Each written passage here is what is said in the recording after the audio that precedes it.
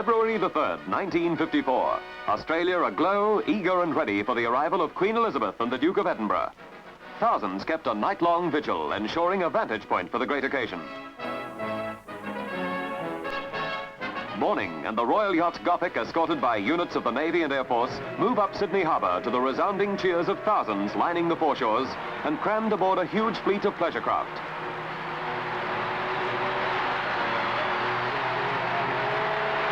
Through a laneway of small craft, the royal barge made its way to Farm Cove, where Governor Phillip had landed in 1788.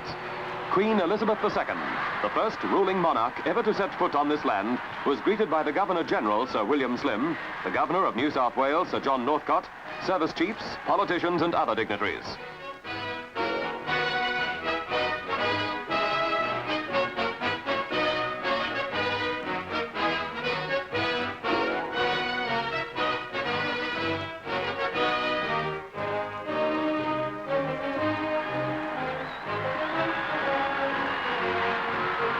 More than 500,000 people lined the gaily decorated city streets for the royal progress. Never before had there been such demonstrations of loyalty and outbursts of spontaneous affection. For 10 days, the royal couple maintained a split-second schedule throughout the state.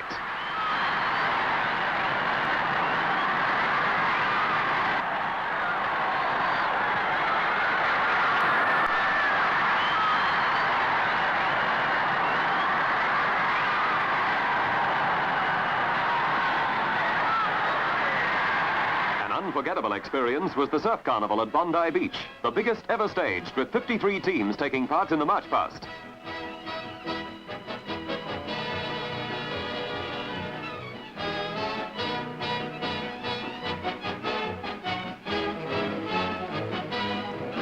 It was a most impressive and exciting spectacle for the visitors.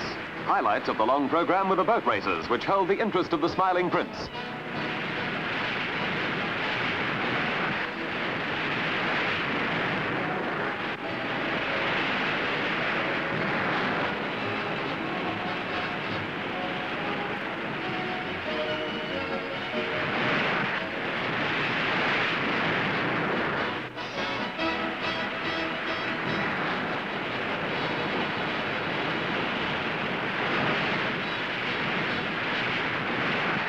The Duke, sailor-born and proved in the test of war, was one who appreciated Manus Island, venue for the biggest air-sea exercise ever held off our coast, and a strategic point in Australia's northern defence line. Codenamed SATEX, the manoeuvres were designed to test anti-submarine technique. The aircraft carrier Sydney, under the command of Rear Admiral Dowling, was the flagship.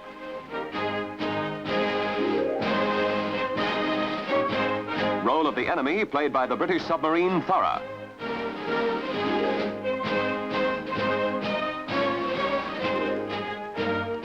Air Force and Navy officers planned the exercise in the briefing room aboard Sydney. 6 units of the British Far East Fleet, led by HMS Birmingham, took part in the exercise, which featured patrols by Sea Furies, launched by catapult and guided by radar, culminating in the bombing attack by Neptunes.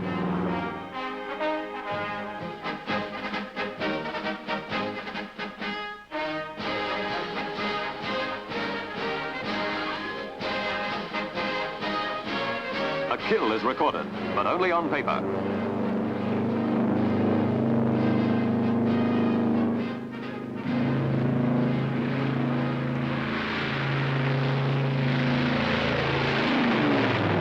From Pearl Harbor came ships of the American Pacific Fleet for the annual Coral Sea celebrations. More than 3,000 ratings poured into Sydney for a week of sightseeing and relaxation. Many visited Taronga Park Zoo.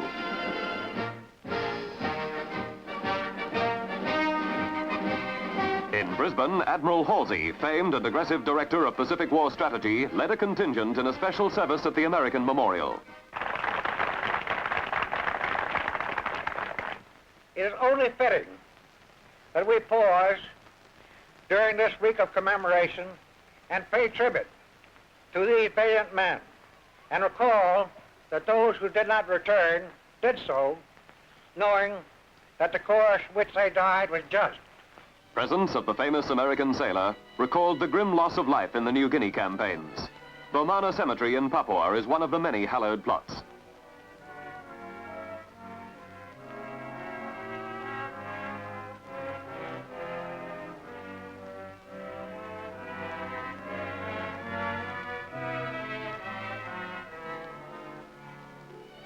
the last resting place of heroes.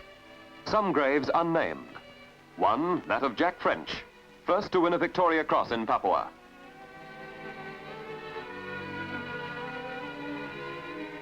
During her visit to Melbourne, the Queen attended a solemn dedication ceremony at the Shrine of Remembrance.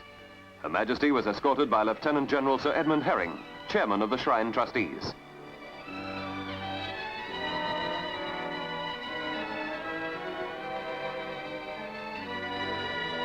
The Queen, in her dedication speech, reminded us of the sacrifices made in the war. A pressed button lit a symbolic flame in a brazier in the open forecourt. This flame, which will never be extinguished, is an everlasting memorial to the fallen of World War II. But there were happier interludes as the royal couple moved among the younger generation of Australians.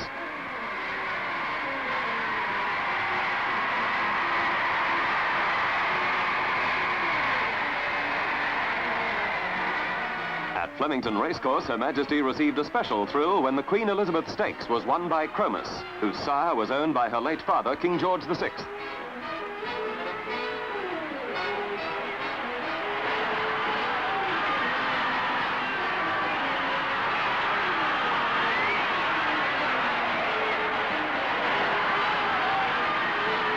From turf to tennis. A visit to Kooyong to meet Lawn Tennis Association President Sir Norman Brooks, who presented the royal visitors with a replica of the Davis Cup, won a few months previously from America, and to be introduced to Mr. Tennis himself, Harry Hoffman.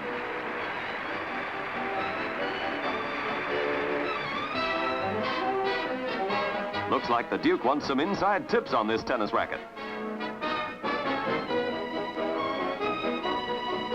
But for our #1 player, Lou Hode, there was a different service coming up. National service, in which the Wimbledon champion was obliged to substitute a rifle for a racket.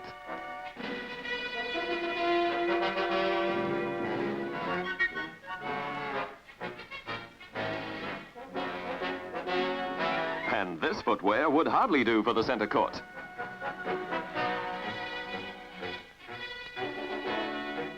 Here's a call-up for muscle men from all corners of the continent. And this panel of judges are subjected to a dazzling display of muscular calisthenics.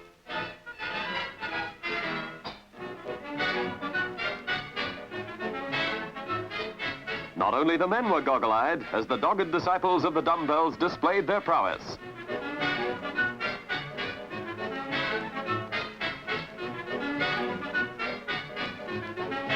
Presented with the 100 Guinea Cup, John Penman, Mr. Australia, 1954.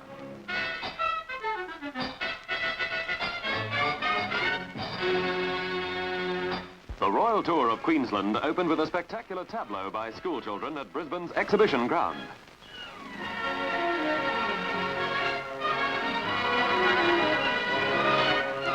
Then, as the royal couple travelled north, they saw new aspects of Australian life. In Cairns, Torres Strait natives enthusiastically presented a war dance.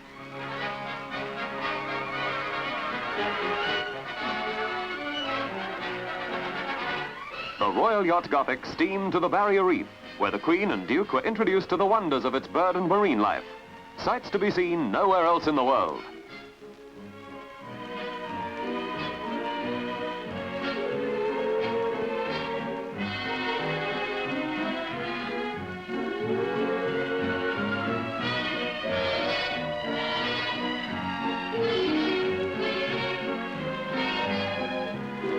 Also inside the reef was the grand old lady of the Australian fleet, the 27-year-old cruiser Australia, soon to be paid off and sold for scrap.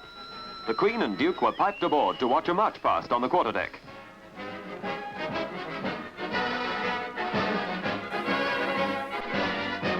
Later, they posed for photographs with the ship's company.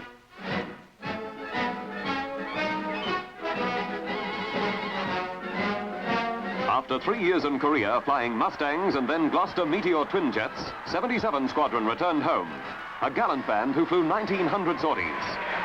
42 of our pilots died, but the squadron accounted for thousands of buildings, bridges, vehicles, and MiG fighters. Also back from Korea came 1,100 soldiers, gallant men who for 4 years had lived up to the highest traditions of Anzac in yet another war. The men of the 3rd Battalion, the first Australian unit to go to Korea. tears of joy flowed freely. Ranks were broken as the heroes answered a call to arms. The arms of their loved ones.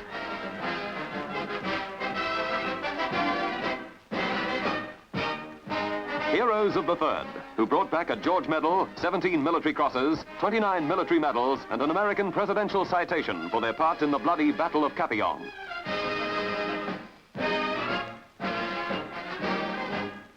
It was kids and cuddles for the happy warriors. Together again, and the tides of emotion run high in a paradox of laughter and tears. A joyous reunion in victory and peace. Back in Canberra, it was a solemn, reflective moment in the national capital as the royal wreath was laid on the memorial.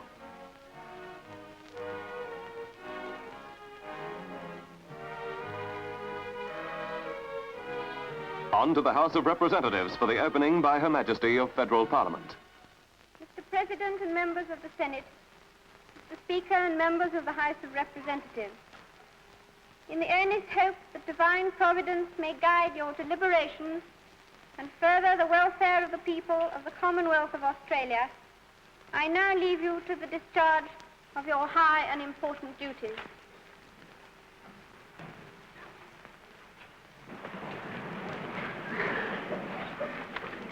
A busy day of official engagements ended with a glittering state ball in King's Hall. Among the guests were many representatives of the diplomatic corps.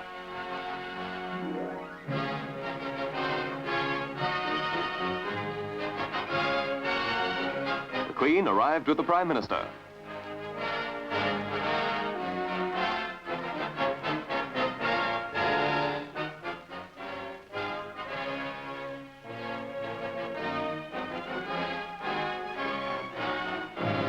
Then it was on with the dance with regal dignity.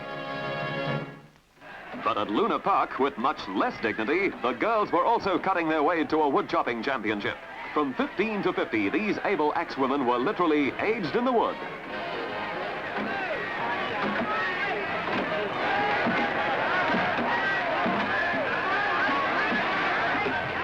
But it was the youngest, Jan Morris, who proved that when she got to loggerheads with a log, she was a tip-top chip chopper. Where there are splinters, needles are not far away. And with the introduction of an Australia-wide diphtheria immunization campaign, there was another call to arms, answered by babes in arms and tiny tots. The older recruits showed varied signs of emotion in fearful anticipation of the ordeal ahead.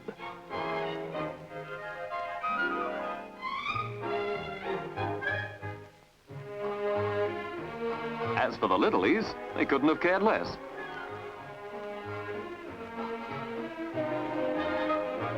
Uh-oh, this'll hurt. Well, what do you know? Not so terrible after all. This little darling has grown up as a pet of the faunos of New Zealand and has developed the sociable habit of eating in the kitchen. A habit which, now that darling has grown up, is most embarrassing.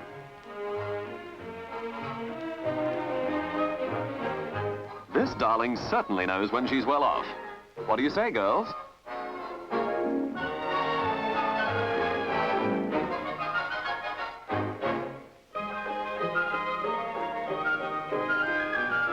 Cows and confined spaces don't mix, and the difficult job of getting darling back to the pasture gets tougher every day.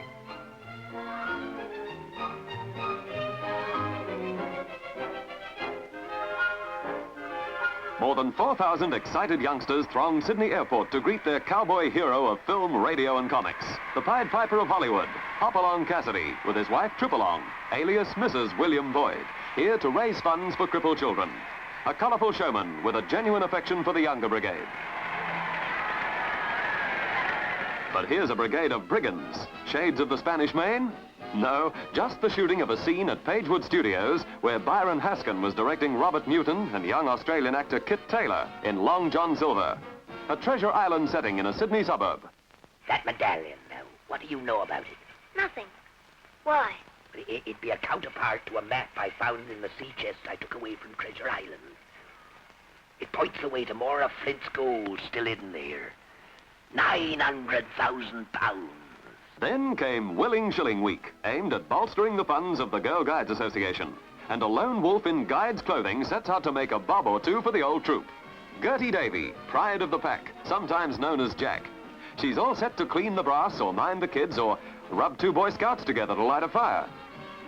Hey, what goes on? How many pairs of hands do you think a girl's got, you canny Scot?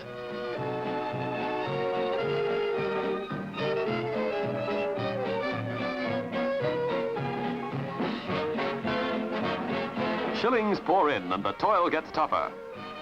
This sawn-off brownie has grown into a girl guide who's gone at the knees.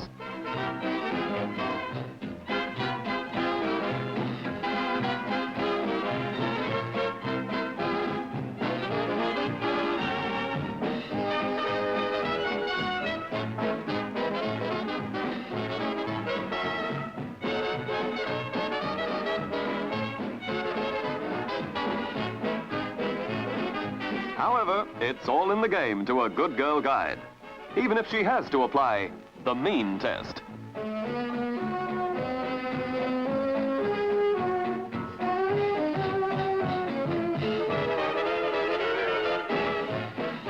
Meanwhile, the royal tour continued, and into the Derwent River sailed Gothic, taking the royal visitors to the southernmost part of the Commonwealth, to Hobart, where the Apple Islanders turned out in their thousands to express warm-hearted loyalty.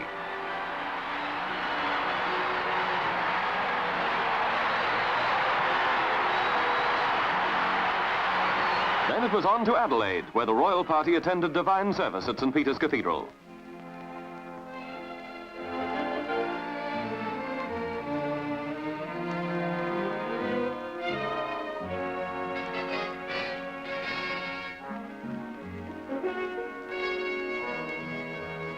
Prince Philip made a quick trip to the rocket range, there to be presented with a genuine woomera, or spear thrower, and watch a test flight of the Australian-designed Jindavic, Aboriginal term for a weapon carrier, the first remote-controlled pilotless jet aircraft in the world.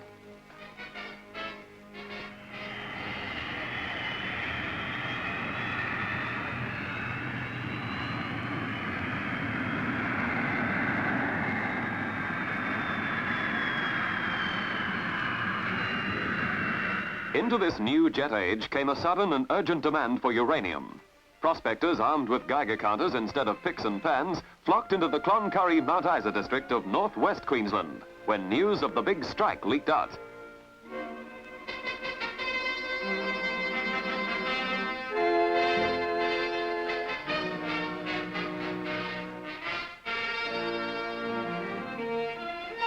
Soon, the first commercial contract for the sale of uranium to the United Kingdom and America was signed, involving a £10 million capital outlay to establish the mining township of Mary Kathleen, an atomic bonanza of the 50s.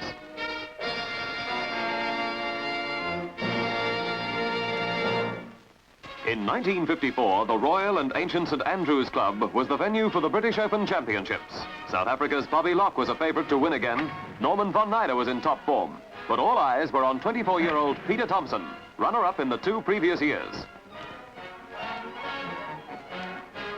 After finishing 6th at his first attempt in 1951, Peter was never headed during the 4 rounds, despite this missed putt.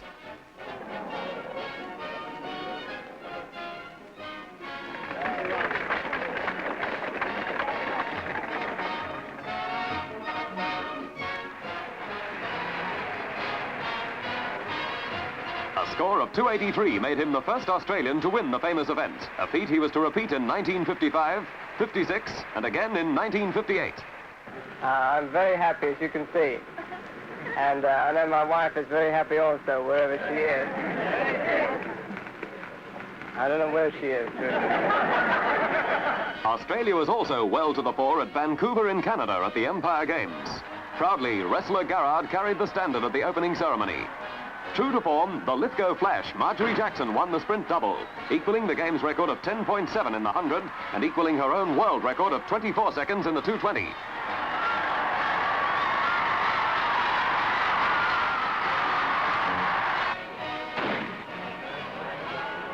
Lorraine Krapp, holder of every world record from 100 yards to a mile, also scored a thrilling double, winning the 110 yards freestyle in 65.8 seconds and the quarter mile in 5 minutes 11 seconds, both new Empire Games records.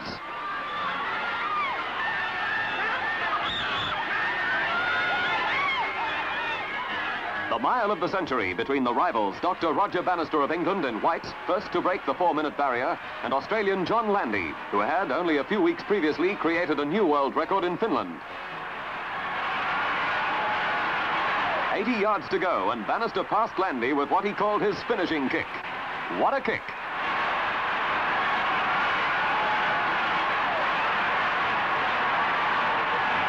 With a time of 3:38.8, only 4 seconds outside Landy's record, Bannister won by 4 yards. Obviously a supreme effort. Then in the marathon came the highlight of the games. English team captain Jim Peters, who had run 100 miles a week for 3 years in training, staggered into the arena for the final lap 15 minutes ahead of his nearest rival.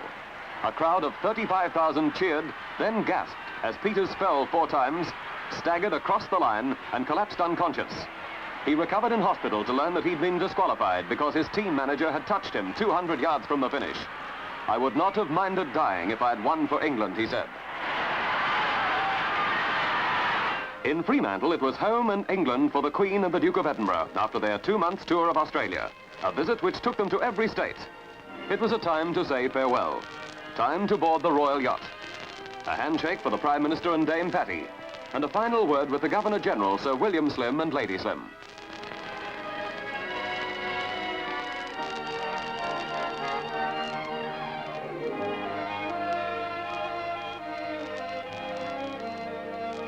There have been many departures from this western port, but never one more heavily tinged with emotion.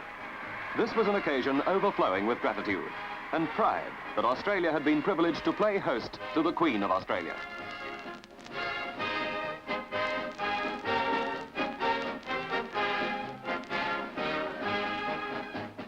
Canberra, May 3rd, 1954. Memories of the royal visit are overshadowed by the opening of the most sensational espionage case in our history, the Petrov inquiry, an investigation which was to last many months and make headlines around the world, as 3 Supreme Court judges heard evidence from 116 witnesses, not only in Canberra, but also in Sydney and Melbourne. Central figure was Vladimir Petrov, 47 years old, 3rd Secretary of the Soviet Embassy, who was also a Lieutenant Colonel in the Russian Secret Police, in charge of non-military espionage in Australia.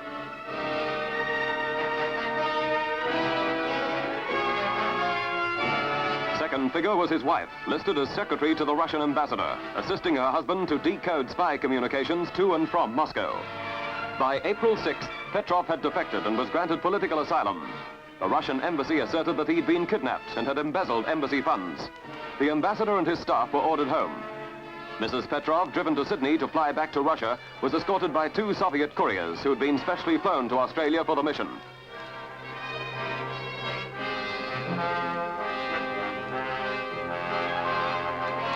At Kingsford Smith Airport, hundreds of anti-communist New Australians staged a dramatic protest at her forced departure and tried in vain to prevent her being put aboard the plane.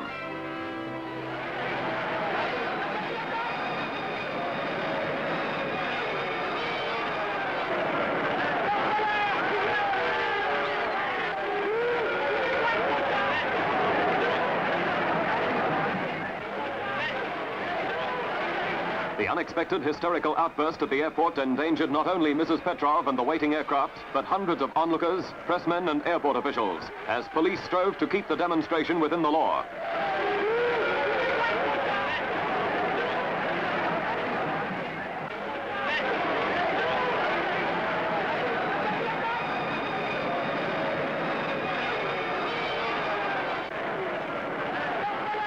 This savage action almost toppled Mrs. Petrov and her escorts to the ground.